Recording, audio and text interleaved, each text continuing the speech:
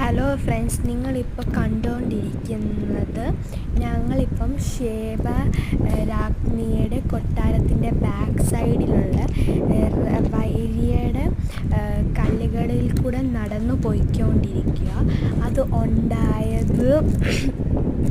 ഉണ്ടായത് കടലിലെ വെള്ളം കൂടിയിട്ടാണ്. ഇതാണ് കല്ലുകൾ. ഞാൻ പ്രയാസമായിട്ടോണ്ട് അവിടെ പോയില്ല. അവിടെ നല്ല രസമാണ്.